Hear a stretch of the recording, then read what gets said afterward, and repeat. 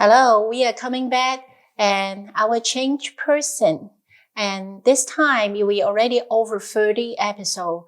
I don't know how many stories you hear and you watch, and then you find more and more faith in Christ.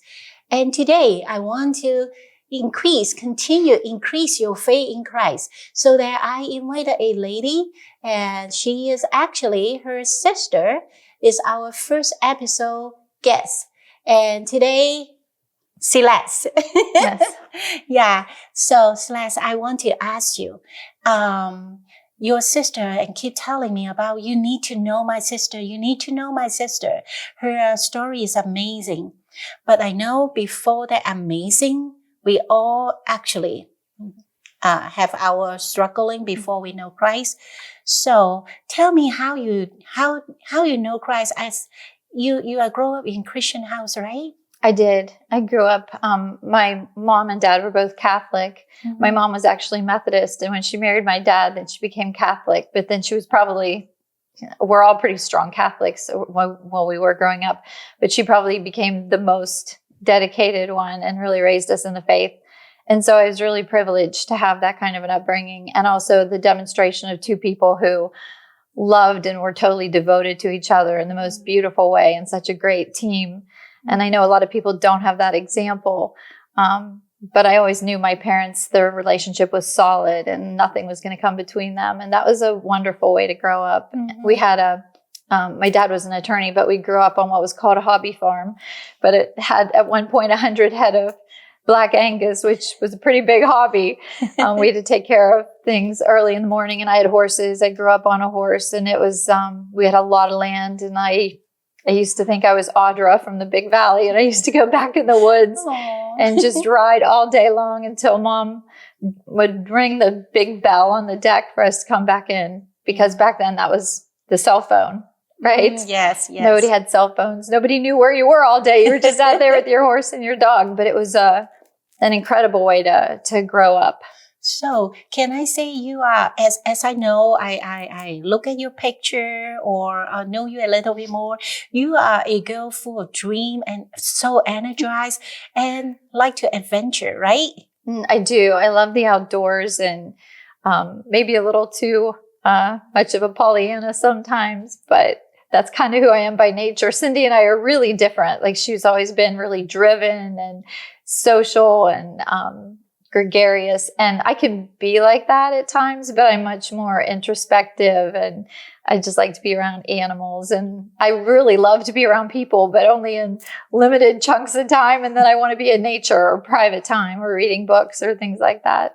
Mm-hmm. Yeah, a little artsy. I love photography. I put a lot of photography up on Facebook, and maybe someday I'll do something with that. Everybody encourages me to, but I really haven't yet. You know, I look at your picture and knowing some of your journey, and you actually, one thing I don't know how to say, go white spice go and swimming through the ocean, and you say you are not driven. Is sometimes maybe, are you sure? It's hard to have that challenge for yourself. Yeah, I am in that way. I really am pretty driven. When I start something, I don't give up on it. I go whole hog into it. And I just, in fact, it's probably one of my weaknesses, is knowing when to call something quits and just stop. Or, I can't break up with anybody. We joke that even if I have a hairdresser and I don't like her, which I do love my hairdresser right now, but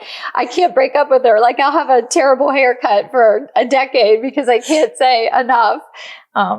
That's kind of a hallmark, and it's nice and it's not nice. It's been who I am. And I come from a long line of people who don't quit. Cindy's the same way. Maybe we're a little obsessive compulsive even, I don't know. So is it that it's also reflecting in the journey you walk with Jesus, and you are so dedicated, you are so strong, and but do you have any transition point that I always love Jesus, I always follow him, but something happened, make this even go deeper or stronger? Yeah, I mean, my life hasn't always been golden. There's been challenges, and I've gone through the normal growth that everybody goes through if they're on a spiritual journey. Like when I went away to college, because I believe you keep holy the Sabbath day and go to church every Sunday, I did, even when I was questioning things. If that would have been my rebellious period, I still made sure I did all the things I was supposed to do just in case. But I can remember being in church. I went to Kent State, and I can remember going to church and being like, what is this? Like, what am I doing? Like, what does this all mean? Not that I didn't know, but I needed to remake it in my own way and accept it on my own terms, and not just have it be my parents' religion or how they defined their life with Christ. I had to find my own.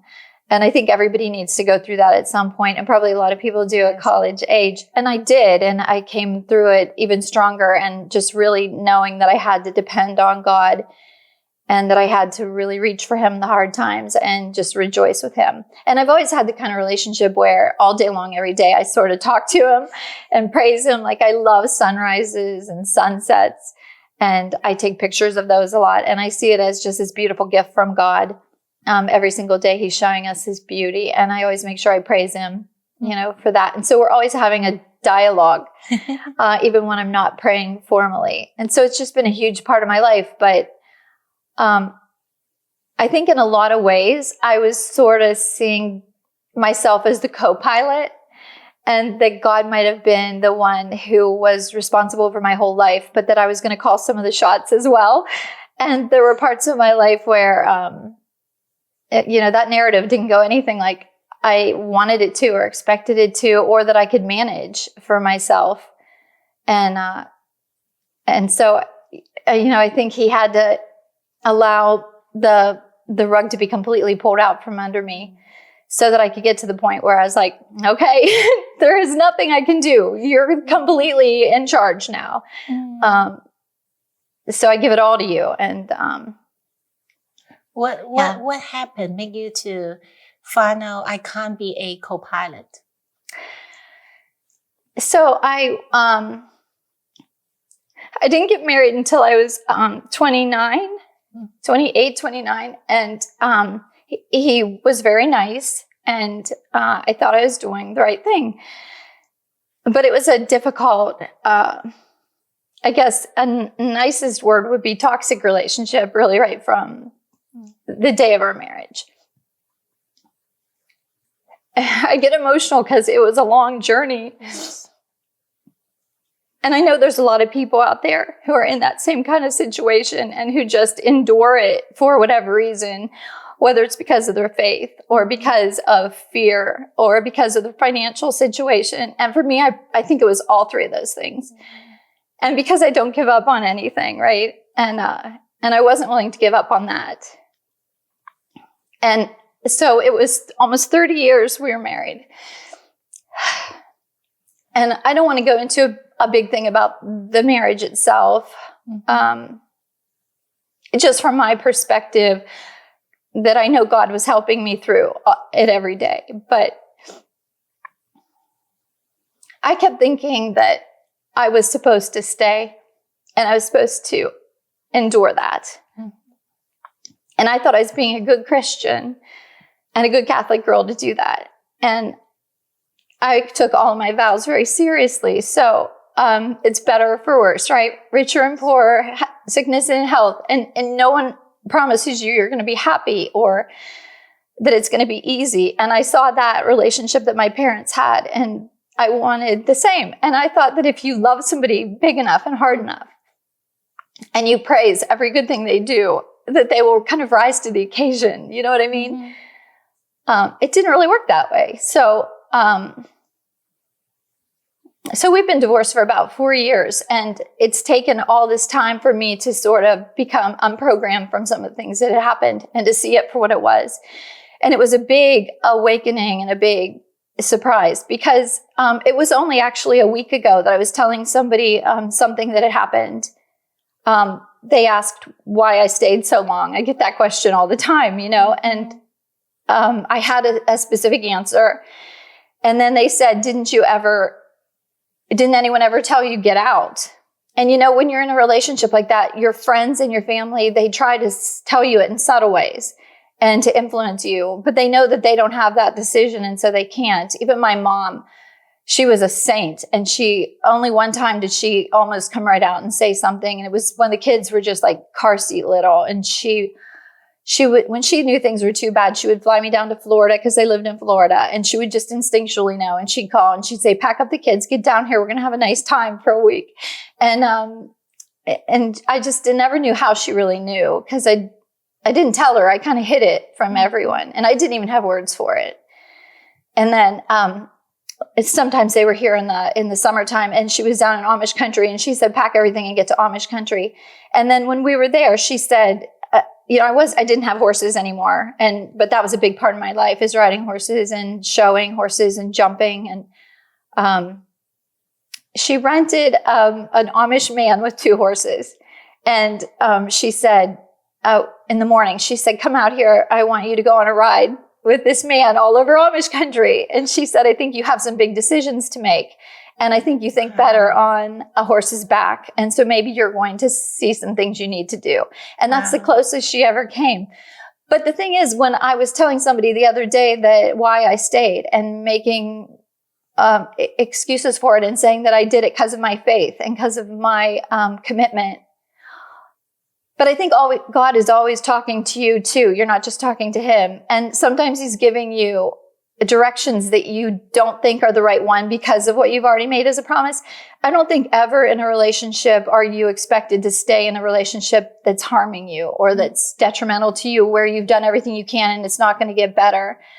And when I look back on it now, with a lot more room to see things, I can see that all along, like from the very first days, God was actually sending me people and signs that I needed to get out of that. Mm-hmm. And I couldn't see that then, because I guess I couldn't even fathom that God would tell you to break your promise and marriage and leave. But like, even one of my priests told me in confession, this, based on what is happening, this isn't a marriage that is built on God, and this isn't a marriage that you're expected to endure.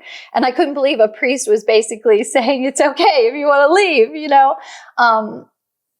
And we went to counselors, and I had counselors say, I'll only see you. I'm not going to see the 2 of you together, because it was marriage counseling. I went with him. And I thought, oh man, there it is. I'm the problem, And then I would get to her and she'd say, you understand, I'm only seeing you because you are too weak to leave him. And I want to counsel you to get stronger to leave. Wow. And then of course I would think, oh my gosh, this is what I get for going to a non-Christian counselor. She doesn't see the value in marriage. She's giving me the wrong advice. But really, even when I did get a Christian counselor, it was the same kind of thing. Mm-hmm. But I kept ignoring all of those people and all of those things because I thought I knew better. And I thought I knew what God wanted for me better, instead of just listening to him and listening to what was actually really healthy and right. Mm-hmm. Yeah. But I also see that and different thing is your faith in God is a really, and even the time is a really hard, but you truly put all your effort by, Lord, I trust in you, even lay down my own agenda or whatever the people say. I think God is a very honored that. And so finally, but he also see that man is not right with him. And I sometimes, like me and my husband also, we both divorced. And God put us together. I remember God said to me when I opened the Bible, I said, God, I don't need to remarry. And it is okay. I can be single. And God said, no, because you have not known me before. And that is not my plan for you to marry the man you married before. And I have the right person for you. Mm-hmm. So sometimes we might make a mistake, but we don't know. We might not see his will and we don't know. And we just think, yeah, that is the right thing to do. But the Bible says humans think that's the right thing, right? But sometimes it's not according to God's will. Mm-hmm. But I can see all your faith, your dedication to God, and your trusting, and you actually have an innocent heart. Do you see that? Yeah.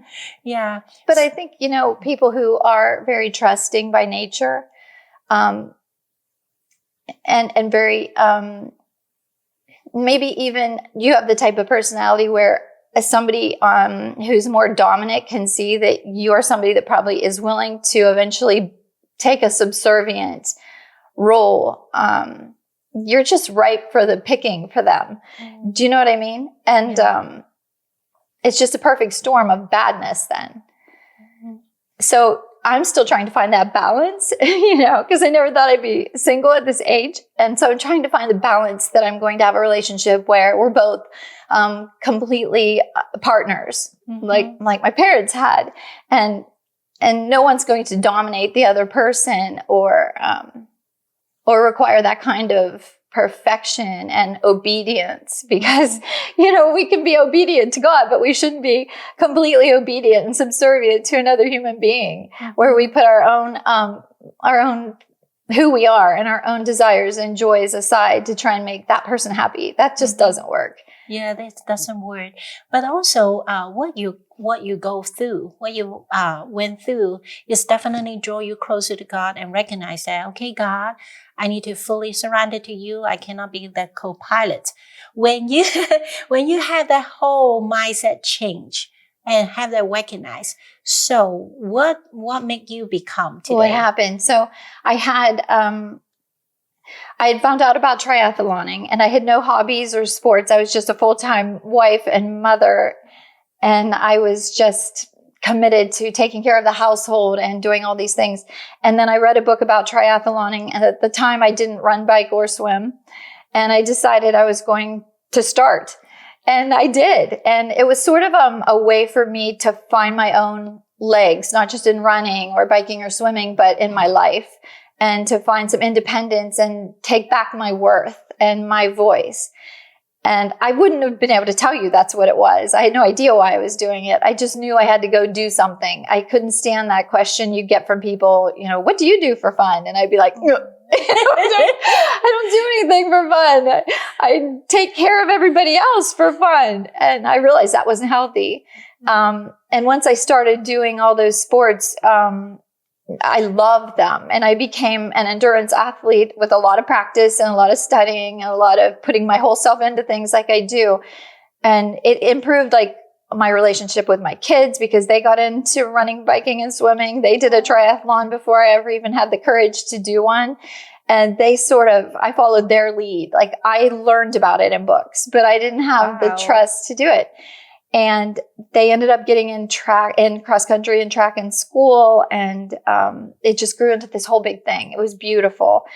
And it was difficult, because when you have a marriage and you have a certain dance you do and you follow those same steps and then you change the dance, there's a lot of growing pains, even in the best of situations.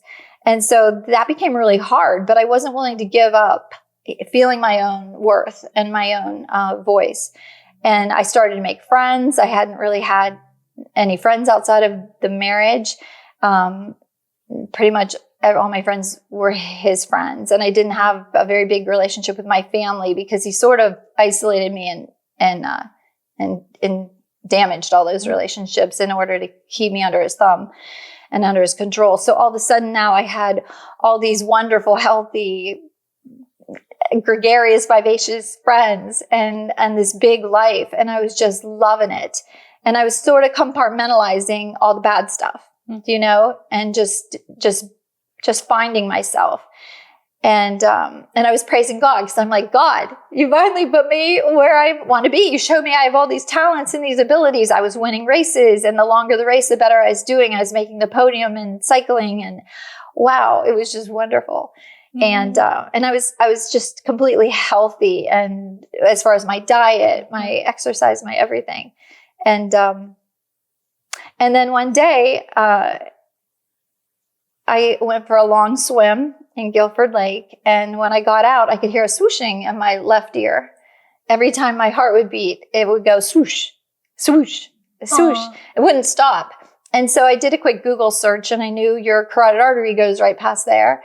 And I said something to my husband. I think I have a blockage in my carotid artery, which sounded totally crazy. I didn't have high blood pressure. I didn't have plaque.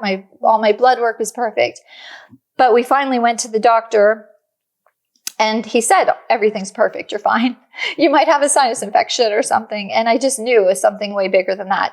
Well, to make a long story short, over the course of the next month, I started to have all kinds of blindness. I couldn't see peripherally. I couldn't, on bike races, I didn't have quite the same power as I normally had. I couldn't see the bike below me. And I said to a couple people, I can't see the bike. I can't see the road. And they looked at me like I was crazy. You know, I presented as the healthiest person out there. And then here I was having all these weird symptoms. So I ended up at the emergency room a couple of times. They didn't know what was wrong. They did some tests. It just kept getting worse. And then I started a new job. I work at a pregnancy center in Salem, the Sophia Women's Center. And on our very first day, I had to call our staff nurse, and I had to say I might be late. I was going to get there early, so I didn't know. But I said, right now, I can't see my face. And I said, don't tell anybody. And she's like, I don't know what you mean. And I said, I know, I don't know how to describe it. And I've had it before, but I think it'll go away. So I finally did have it alleviate a little bit. And I went into work, and somehow I saw all my patients fine. I didn't have any trouble. And then as soon as all the patients were gone, I went to look up at one of my staff members, and I couldn't see her face. Why God let it lift while I saw those patients on that first day is just, you know, a gift I guess he gave me at the end there. But everything started falling apart. And I ended up at an eye doctor, and he said, this isn't your eyes, this is your brain. You've had a lack of blood supply to your brain, but I can see that through your eyes. You have cotton wool on your retina, which is a sign that there's a lack of blood supply. And he said, you need to get to the ER immediately. And a long, ugly series of events occurred where I didn't get to the ER immediately, not by my choice, but eventually, when I did get there, they said, we can't wait to get you out of this hospital because you don't have any blood flow through your carotid arteries, and we don't know why you're even alive, and we don't want you here when to die because we haven't done anything for you, and we don't want that responsibility. What? So I had the quickest transfer in the history of transfers to get an ambulance and get to the Cleveland Clinic. And it was just another miracle that I arrived at the Cleveland Clinic, because at the time this was eight and a half years ago, it was one of only 4 hospitals in the United States that knew anything about the rare disease they discovered that I had, called FMD. And so they were able to get it diagnosed. But by that time, I had such little blood flow to my brain that I couldn't even lift my head off the pillow without having another stroke. So I'd had one large stroke to my occipital lobe, which is, you know, for sight. That's why I was having all the visual disturbances. And basically by that time I was virtually blind. And then I had, while they were trying to figure out what to do with me, because they didn't know what to do. They couldn't do surgery because there wasn't enough blood supply to get me through a surgery. And it was just a very fragile situation. And so they did end up deciding I had a dissection all the way up and down my left carotid artery from my jawbone to my collarbone. And that one they said they couldn't fix. There was no fixing it, and it would probably always be occluded and torn. And then the other one was intracranial, inside my head by my ear, and it was like 1 inch. And then there was a small aneurysm below it, what they call a pseudoaneurysm. It hadn't burst all the way through all the layers yet. So ultimately, they did make a decision that I was going to lay flat on the bed the rest of my life, like literally not able to lift my head or even turn my head, because even turning my head could cause more dissections and more problems. And that's the answer they came up with. And I was still, my higher reasoning and everything was still intact. So they had me as part of the person to make all these decisions, well, as the person with that team of stroke doctors and specialists.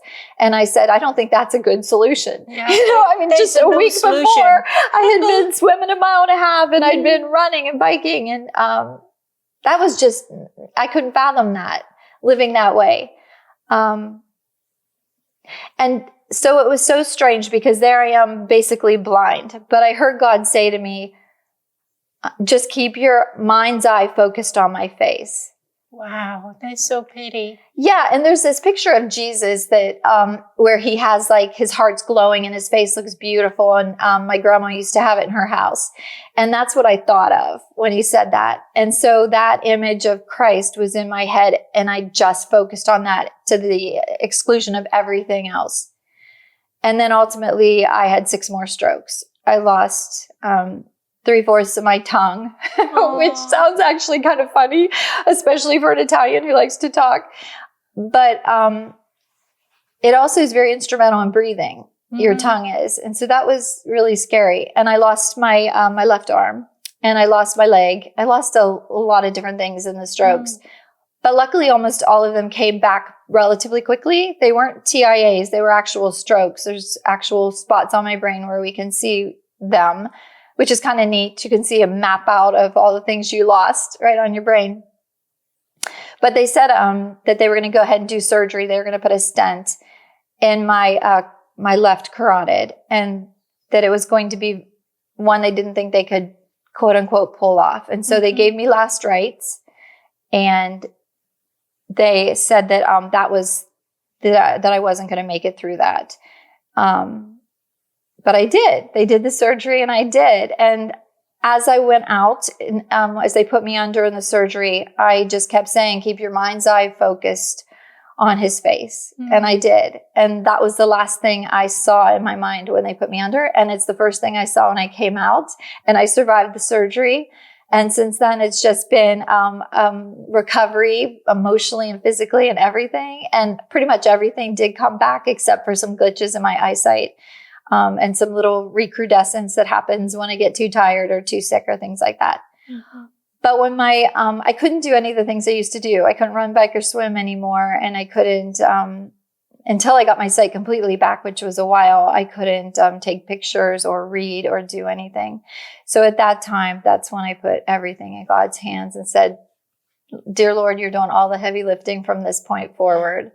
And he did. And unfortunately, my husband at the time also decided that he wasn't in this for the long haul, and our marriage ended, but that was a beautiful gift as well. And so from that point forward, my entire life, that rug was pulled out from under me. And so now it's just been me and God building our way back up and put all my trust in him at this point. But you know, it's so beautiful, especially when you told me when you're little, you are a horse girl, you are wanting to the nature, and that is who you are. And then suddenly you put yourself in a cage or box. And then God wants to remind you, hey, who you truly are. And then when you find out the bicycling, the swimming, I found my life. I found my spirit is free again. And then God I think he is a little scary, but like he said, if you fix your eye on him, he wants you to know and all the beauty, all the freedom, and then how he make you to be. It's all is built in him. And so now you get the best.